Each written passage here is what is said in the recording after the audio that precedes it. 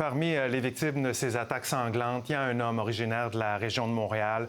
Il s'agit d'Alexandre Luc, 33 ans. Il fait partie des 260 participants d'un immense festival qui ont été tués. Ses parents, Alain Luc et Raquel Honona, sont avec nous.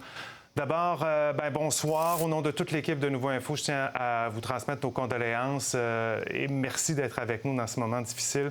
Madame Honona, Alexandre était là en vacances. Vous étiez en communication avec lui lors de l'attaque. Exactement. Qu'est-ce qui... Il a fait un vidéo call vers 11h37 heure Montréal, me disant on était dans le fameux festival et puis maintenant on est dans un attentat terroriste. Donc on lui a conseillé de trouver aussi vite un shelter parce qu'il était en voiture, puis on avait entendu qu'il tirait aussi sur les voitures et sur ce qui bougeait. Donc il nous a accrochés et il rappelait du shelter. Il essayait de rester assez positif, il me parlait, il a dit ok, sortez de l'abri et puis il regardait constamment, il voulait rester sharp, il était très sharp, Alex. On a parlé, puis là il a vu de loin un white pick-up et il m'a montré un white pick-up avec plein de terroristes tenant leur mitraillette. Et là, du coup, là, je le voyais pas, mais j'entendais toujours. Et j'ai entendu beaucoup de coups de feu.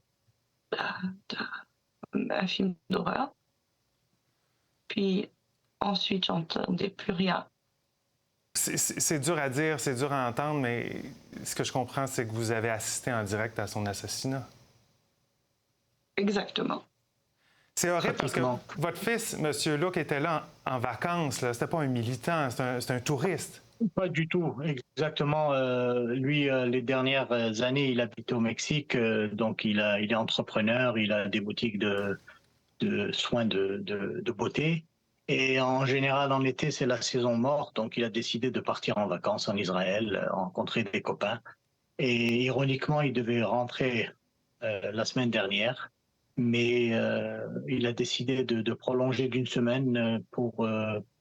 pas nécessairement pour assister à ce festival, mais c'était la fin de nos fêtes religieuses.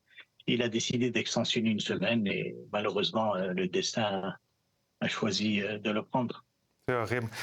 Quand vous voyez cette guerre, puis on comprend que vous en payez un prix énorme, là, vous comme parent, comment vous entrevoyez ce conflit-là en ce moment?